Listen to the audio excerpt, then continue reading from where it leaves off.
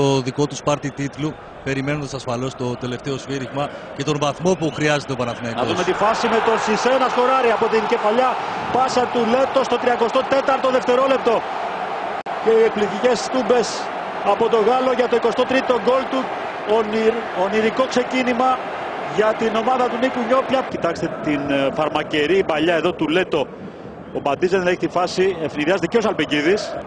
Ο Μάρας στη συνέχεια κράτησαν οι παίκτες του τριφυλιού. Γυρίζει ο Βίντρα πιεζόμενος, καταπληκτική τρίπλα.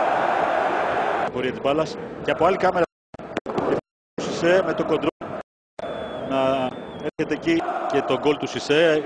Τα ακροβατικά στη συνέχεια από τον Γάλλο. Τώρα με τον Σαλπικίδη την ταχύτητά του βγαίνει στην κόντρα. Καραγκούνη ζήτησε μπάλα, μπορεί να κάνει το σου. Το κάνει με επέμβαση από τον Μπαντή στο 22. Περνάει μπάλα εδώ και σηκώνει offside ο βοηθός στην κίνηση. 4 φορές θα έχει αποβληθεί με 2 κίτρινες κάρτες. Είναι από τους απόντες σήμερα του αγώνα. Ο Λέτο περνάει ανάμεσα από 2. Προσωπική ενέργεια του Αργεντίνου. Απειλή με δεύτερο γκολ. Η επέμβαση του Μπαντή στο 28.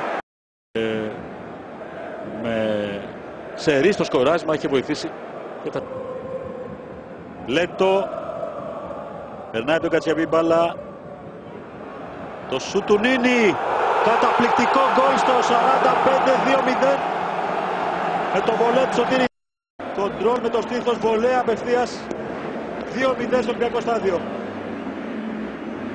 Άπια στο σου του Σωτήρη Νίνη. Φωτάκια στην κερκίδα.